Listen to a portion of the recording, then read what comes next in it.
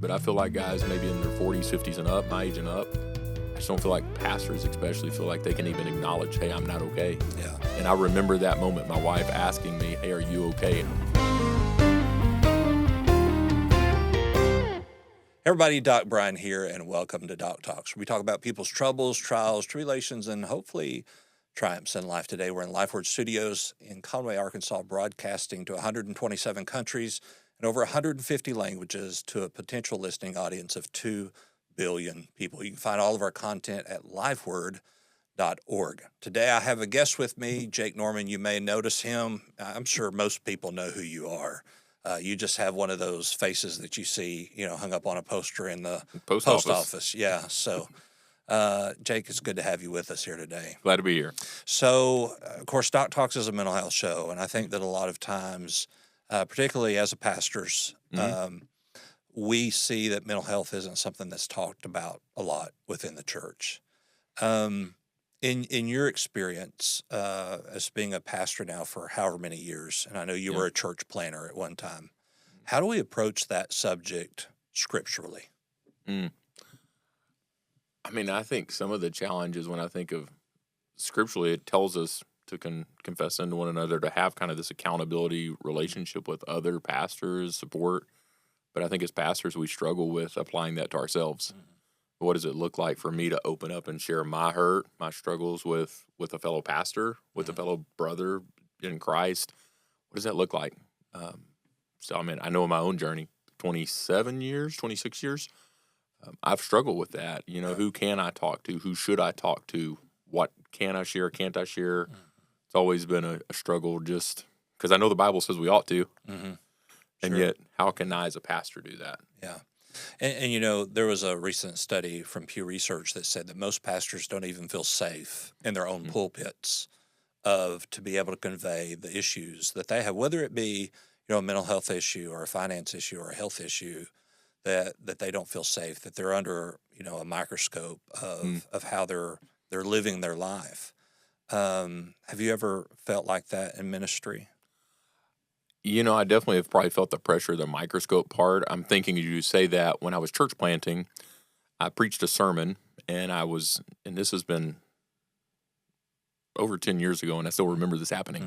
We had a first-time guest, a husband that came with his wife for the first time, and I, during my sermon, shared a very personal struggle and kind of how I was addressing that, how I was working on that, and he never came back again.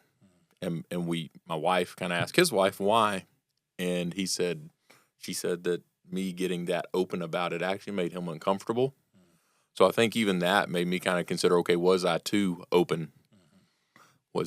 And so I think that's part of the tension for me is where is too much sharing, where is not enough sharing, and then also maybe not just the what I'm talking about, but who I'm talking to. And I think maybe as a pastor, that's been the microscope part. It makes me think of the who part because I may not feel comfortable sharing here or with this person, but then who I need to share with someone. And so I think that's maybe the struggle with the microscope is who, but then also maybe in what context. Yeah. Sometimes it is, hey, I'm having this situation, and whether you're talking to your deacons or whomever, people that you feel like you can trust, and I hate to say this, but we're just going to be honest, is that as pastors, sometimes the people in your church who you think you can trust aren't the people that you need to be talking to. And so how do we find the person or the people that we can just be transparent with? We were just talking about this in a men's group at our church. I think some things that came out in that conversation is one, probably to get there, we're going to have to find some people we've spent some time with. Two, maybe in that course of time, we share some things that are they're below the surface. There's this stuff that is real, and we find that person someone we can trust. They're not going to go share it, weaponize it against us as leaders. I saw time and just, I think, observing someone and can they be trusted? Have they proven that they can be trusted and not go And I think there's a difference between people that intentionally go misuse that information versus they didn't intend to, Sure. but they just it over the course of time can happen. So I would say time, maybe trust, and I think setting clear expectations. If you're going to form that kind of relationship, I do think of one group of guys. We had 3 men in one of the churches I pastored, and we met and we dealt with the real stuff of life to very personal levels. But it was very clearly stated in the front end, like, hey, if you violate these terms, you probably will not be a part of this anymore. Yeah. I mean, unless we decide otherwise. Yeah.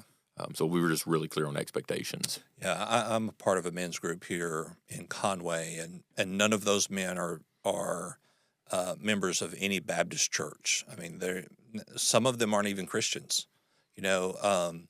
But we kind of had the code, and there's 4 or 5 federal agents, and I mean, they literally say, if anything is said, we'll ruin you. You know, we will dig a deep, deep hole. Yeah. And there is that level of camaraderie, but also to know that hey, they've kicked people out for even letting the wife access the group me by accident, because that is not. Now, when my group me goes off, my wife is like, "What are they saying?" Well, I can't tell you. Well, why can't you? Well, it's a secret. You know, it's not a secret, but this is our thing where men are pouring their hearts out because of any type of situation. But I have found as a pastor, it has been most helpful to have a group of men, some who aren't even Christians, to be able to say, hey, this is where I struggle. And a lot of these men have started going to church because they find out that the pastor is a real human being. And we struggle with the same things that everybody else struggles with. Yep. And it would be wonderful if we had churches that had that same kind of mentality that, hey, your pastor is just a regular person who deals with the troubles and heartaches of life. We see, and I'm sure you have seen or read that pastors now are committing suicide at an astronomical rate. The pressures of life, the pressures of ministry, the pressures of family. How do we coexist in all of those things and stay healthy? You know, I go back to the Bible verse says, confess your sins to one another, and through that you find healing. I think maybe, at least my framework when I grew up and I heard that verse the first time, like in my mind, the picture was, you know, what is this saying? I'm supposed to be called up in front of the whole church every Sunday and confess all my sins. I don't think that's the context of that verse. I think, but what I think it does mean is we find what you're talking about, 2 or 3 pastors, whether it's pastors, brothers in our church. I don't know where people feel comfortable with their own personal walk, but find someone, maybe it's 2 or 3, and be willing to go to that place of confess my sins. Like, here's where I struggle. Here's real life. It's not the painted over version, the veneer. It's this is the real stuff. Because for me, I know in the group I mentioned, we had 3 of us, and I remember the day the youngest guy in the group, he just let it out, something that he was really struggling with, and it was real and it was raw, and just weeping. And interestingly, he was the youngest in the group of us 3, and when he did, the other 2 of us said, we struggle with the same thing.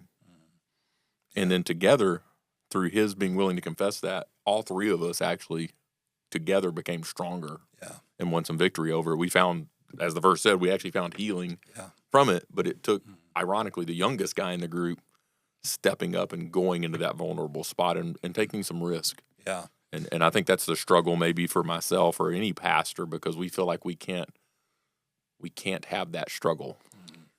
You know, that somehow we're beyond that. Yeah. Or we're supposed to be sanctified to a level where we don't have that struggle. Yeah. Although I have revealed things in my men's group and said, I'm sure you don't want to hear a pastor has this kind of trouble or is dealing with these sort of things. And I've had many of them say, I would rather go to a church where a pastor was transparent than to where they put on, some kind of persona, what we call a poser, in the pulpit and just live this life that's not genuine. Yep. If we're going to be disciple makers, we have to be genuine people. We have to understand that we have troubles, that we have these situations that happen. Yep. Dennis Swanberg wrote a book. I don't know if you've read it. It's called The Man Code. Mm-mm. And so the Man Code, the first number is 1. Okay. As a man, as a pastor, you have to have a one-on-one relationship with Jesus Christ. Mm-hmm. The second number is 3. Jesus had Peter, James, and John. Yep. We have to have 3 people that we can dump on and that they're going to take it to the grave. Yep. You know, then you have 12. You need 12 friends. You need a group of people, whether it be family that you do stuff with, that you do life with. As Jesus had the 12 disciples, we have to have that community. And then there's 3,000. We have to have the church. You know, you have to be involved in the local church. And what I have found is that men who follow that code, they don't live perfect lives. You know, they're not righteous beyond what any normal person would be, but their coping skills are a lot better. Mm. Now, I think you will agree with this. Pastors lack community. I feel like men, we just talked about this in the men's group we have at our church. I think men in general struggle with community. Yeah. Like I watch my wife, she is great at it. And I don't know if that's my wife thing or most women thing, but I watch her and then I watch me and my guys I know. Women will be much quicker to open up and talk and create community, whereas the men are always kind of at arm's length, I feel like. Yeah. And why do you think that is? I mean, I feel like maybe just men overall, pastors maybe especially, feel, again, I think that maybe some generational things, depending on what generation they're in. Hey, men don't cry. Men suck it up. Men, whatever. And even a comparison thing of, well, why are you so out of shape about that? I mean, I went through this. And so we think their pain is less than. I don't know, all the comparison traps we get into. And we're afraid, I think, as men to be vulnerable. Well, I think that as a man going to another man that needs help, that you need help, you're going to get one of 3 responses. I don't know how to help you. Or here's a book or podcast to listen to. Or that's not bad, listen to this. And then they tell their own. I think one of the biggest problems we have, not just in the church, but in America today, is that people don't listen to understand. They listen to respond. And we have to be, as the Bible says, slow to speak, slow to anger. And let's just think of, I don't want to say think of your church at Willow Beach, but let's just think of any church. How would it be different if everybody was listening to understand? I think probably for me, because this is something I'm not naturally, I mean, as a pastor, part of my job is talking. Right. We'd probably pause a lot more. There'd be a lot more silence, which we consider pretty awkward a lot of times in conversation. Maybe a lot more compassion, because I think when you ask a question and invite the conversation and listen, maybe you can, even if you can't relate, you can hear the story behind the pain or behind the thing without talking to fix it. And I'm a fixer, so it's just something I have to work on. So I think maybe a little more compassion, a lot more pause and space for people. And I think as men, I mean, even thinking back to what you said previously, I don't know if this is a me thing again or an all men thing. No one taught me how to really process emotions. So if you as a man come unloading emotional things on me, I mean, my wife and I even have this conversation. She's very emotional. It speaks from the heart a lot. And for me, it's almost overwhelming. I don't know what to do with it sometimes. Yeah. And so sometimes I think men just feel ill-equipped. So there's this awkward silence of, I've listened, now what do I do? I feel like I need to fix something. It's what I do. You've shared this, I've listened, but what I do, sometimes I think I struggle with, I don't have to actually fix it even. Yeah. You just needed to share something, and I struggle with, I want to fix it. Yeah. Well, I have my 3 close friends, and there was one particular Sunday night where, not anything bad, but you know how somebody will say something just rubs you the wrong way in church, and then you start feeling inadequate. At least for me, I let things marinate in, after I'm not that kind of person to just brush it off. And so I just felt this darkness, that just came over me and was like, I'm worthless. Like, just all the lies just came in. So I called my best friend, and he didn't answer because he goes to bed at 8:30 every single night. And I called his wife, and she didn't answer. And so then I went to my number two, and his response was, "Have you felt this way before? And what did you do when you felt this way before?" And I was like, "I don't need a therapist. I need somebody to listen." Yeah. And then my third friend, because I was like, "Dude, I don't need a therapist." And, so then my third friend was like, "I'm coming to you. Where are you?" Mm. And I was like, "I don't need you to come to me. I just need you to listen." And I think that a lot of times, even in that simple three category, that's one of the three things we're going to get when you say, "Hey, I need help," is you're going to have somebody that comes to you, you're going to have somebody that has all the answers, and you're going to have somebody that just doesn't show up. Mm. And the worst thing that we can do, not just as pastors, but as men, is to not show up. Mm. We need to be present. We need to have hearts that are willing to receive what's being told to us. And I would like to think, but we know it's not true, not all pastors are that way. Mm. So how do we as pastors shepherd our church better by being present? Mm. I'm thinking of different size churches I've served in, because I've served in churches that had 12 people when I first got there to churches of a few hundred. Yeah. So I think maybe that looks a little different in each context. But I think if you're in the larger church, you may not be able to shepherd and be present for everybody. I mean, at a more than a surface level. But certainly you could look, and like you mentioned, the number 12, find a smaller group within that church where you say, "Hey, I'm going to be present for this group." Yeah. But then maybe as you're present for that group, like Jesus's model, you raise up other people that can help be present for others in the church, so that maybe the whole church, if you're in a church of 200 or 300, doesn't have access to this one person at that level, but they have access to somebody somewhere within their church family that they can be present. But I think modeling it too, as a pastor, again, it gets delicate. There's all sorts of how do we do this right, and where is too much and where is not enough. I don't have all those answers, but I think modeling it maybe helps. Yeah. And, some of the biggest trouble I've ever been in as a pastor is that I either didn't show up or I showed up too much. I've had old ladies that, I shouldn't say old ladies, but you know what I mean. Older women who you didn't come to the hospital enough, and then gone to the hospital of older men who I literally had a trustee say, "Not today, preacher. You need to just go back home," while he was in the hospital dying. Mm-hmm. And I was like, okay, and so I think for pastors, part of the struggle is to know where that is. Where is that line?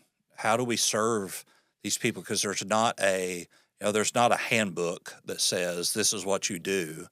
But it just doesn't seem like, and I'll say this from personal experience, and it may have changed, but sometimes it feels like when I reach out to other pastors, it's, well, we have the same situation, we have the same problem, or it feels like there's almost a community of competition that, hey, I'm over here trying to do the best that I can, I can't help you with your trouble.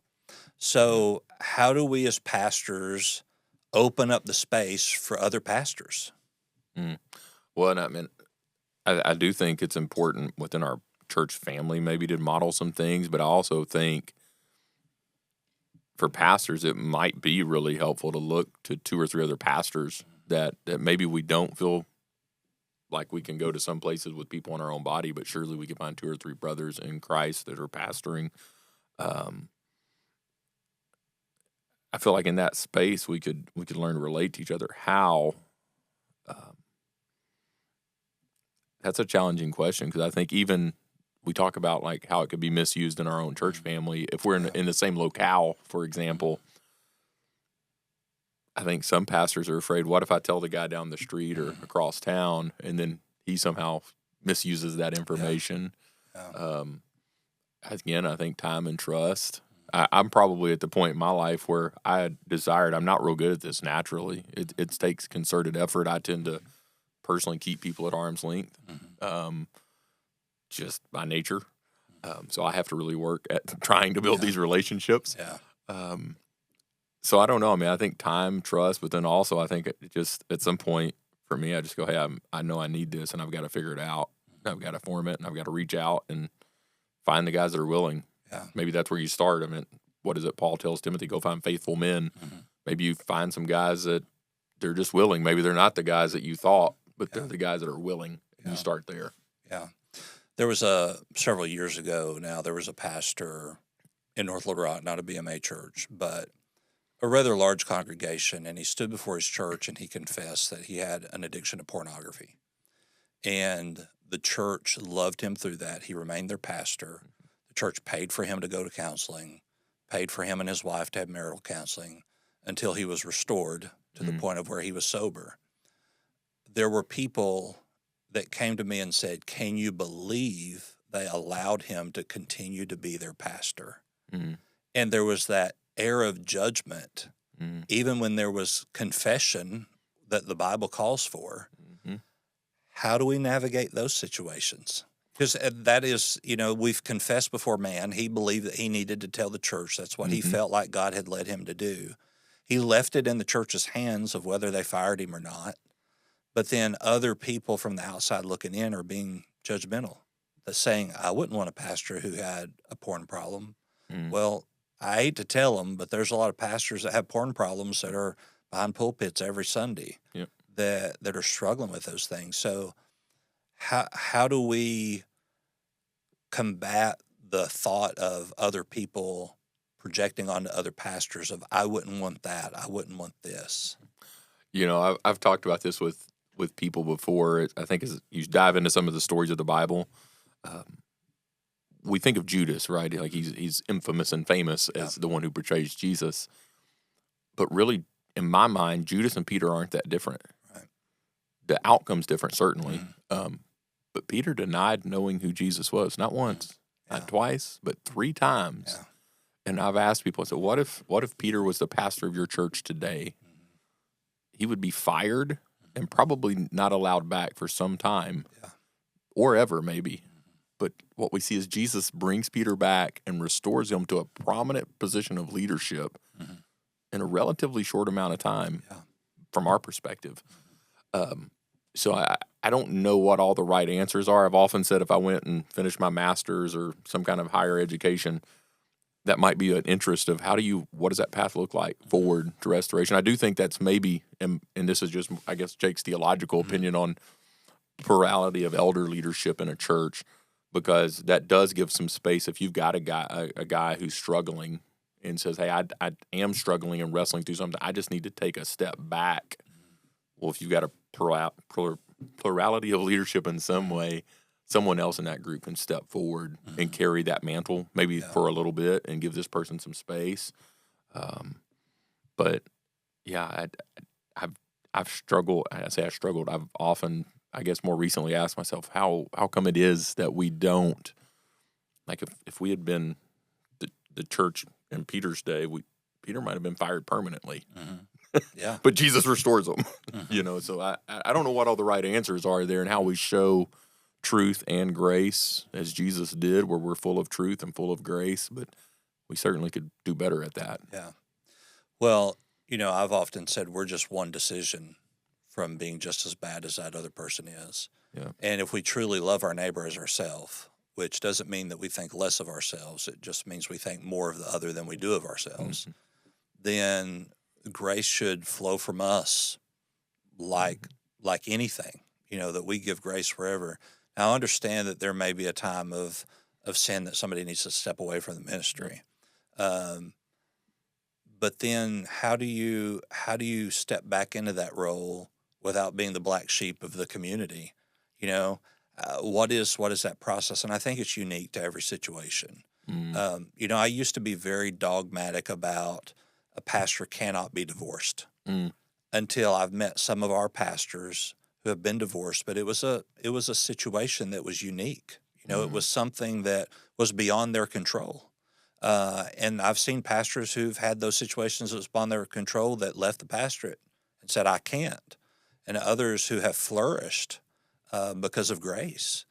And so I think that we have to be very careful to pass judgment at all to Mm, begin with, but to pass judgment when we don't know the whole story yeah. is something that can lead, us down to this road of destruction. And a lot of people need to realize too that most of us pastors are just like them. We're one paycheck from being homeless, Yeah. you know, and this is our job. Yep. This is what we do. And so there's that extra pressure on the pastor that comes with that as well. So, from a pastor's perspective, how can church members be better church members to serve their pastor? I mean, I think something you just said sticks out of my mind, and I think each church, it's just kind of culture is unique, but um, understand the pastor is a person, Mhm. just like everyone else in the body. Yeah. We may have a different calling as far as how we serve in the body, but we're still people. And I think everyone knows that we're sinners saved by grace, just like anyone else there. But actually acknowledging that, um, you look at that elder. I've been doing a lot of kind of elder pastor qualification. We've been doing a study on that actually on Wednesday nights. And something I heard someone say was a pastor, when you look at that list of qualifications, other than two things, able to teach and not a recent convert, they're just called to be what every believer ought to be. Right. So really, there's only two things that are unique. And that being said, looking at that list, um, understanding that we're human, just like everyone else, and we need the brotherhood, the support of our family. We need accountability. We need transparency. We need to be able to be people, Right. and not that we're trying to fail or we're trying to fall, but we certainly need grace just like them. And you know as well as I do. You pastor, Yeah. you've got a microphone in front of you, so we everything we say gets scrutinized in a different way. Yeah. And we're certainly apt to say something we wish we hadn't some days. Yeah. Absolutely. And nowadays it gets put all over the Yeah. internet. Yeah. I have many times gone back on a Sunday night and redacted something that I said Sunday morning and said, "Hey, I said this, but what I meant was this." One of my deacons made this statement one time, and it's probably one of the most profound statements I've ever heard. And I think that church members need to realize the pastor is the only person who's a member of the church that doesn't have a pastor. Mm-hmm. And if we realize that as church members, does that make us look at our pastor differently? Mm-hmm. And if it does, then we're not doing the right thing to start with. That he is a member of the church too. His family are members of the church too, but he doesn't have a pastor. So kind of putting all this in context, and I know that younger pastors that have just been in the ministry for a few years probably feel this impact the most.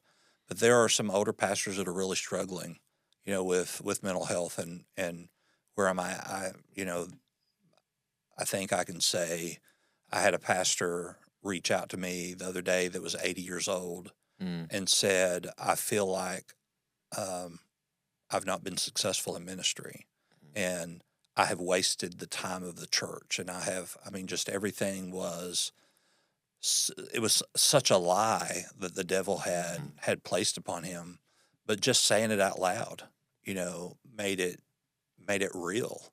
Mm-hmm. And we have men in the ministry who the devil have convinced them of these things. So as a pastor, as somebody who's been in the thick of this, what is your words of advice to other pastors? I think one, I reflect back on I call it my Jonah moment, where frankly I got to the point kind of during the back end of COVID. My prayers to God was, God, if I can do anything but pastoring, I would love to do that. And I went and ran a real estate office. Did not do ministry as part of a church. But I think at some point the first step is just admit I'm not okay right now. Learn to do that and say and just say I'm not okay. And acknowledge that. And then once you acknowledge that, right, then maybe you can start to see, hey, I need this. And maybe it's just a group of men and go form that. Start with one. From there, maybe there's things where there is some deeper stuff you need to work through, whether it's through counseling, therapy, something. But I think for a lot of pastors, especially maybe, like you mentioned, I think the younger generation, it's weird that I feel like I can say younger generation at this point in my life. But those in their 20s maybe and maybe even 30s, they feel more comfortable talking about this stuff. But I feel like guys maybe in their 40s, 50s and up, my age and up, I just don't feel like pastors especially feel like they can even acknowledge, hey, I'm not okay. Yeah. And I remember that moment, my wife asking me, hey, are you okay? And I said, no, but I can't tell you what's wrong. I just know I'm not okay. But I think that moment at least was a part where I could start figuring it out. Yeah. And so I think as a pastor, maybe that's step one. If you just admit it, start looking, even if it's just one person to open up with. And then from there, maybe if there's some deep stuff that you start kind of feeling like you need to work out, contact someone. Yeah. And it's okay to not be okay. Yeah. That we all have struggles. And, I like to say every Monday morning I'm ready to quit. That's just part of being in the pastorate, I think. It's a struggle. While we have a unique set of skills, we have a unique set of problems. Yep. And it's okay to not be okay. Yep. So even in other addictions, the first step is admitting you have a problem. Yep. So Jake, thank you so much for being with us here today. Enjoyed it. If you had one message, just one thing to give pastors, what would it be? I think what we just talked about, just be willing with whoever you're comfortable with to just acknowledge when that moment comes or that season comes that you're not okay, to go, hey, this is not good. I'm not okay, because that's the first step to figuring some other parts out. And for me, it took a while. That moment from I'm not okay to kind of back on track was about 6 to 10 months. Yeah. But it took that first step to get to over here. So good. Absolutely. Thank you for listening today. Jake, again, thank you for being here with us. Of course, I'm Doc Bryan. You can find me at thedocbryan.com. We're on LifeWord. Follow all of our content at lifeword.org. Thank you for being here today and listening. We'll see you soon. Goodbye.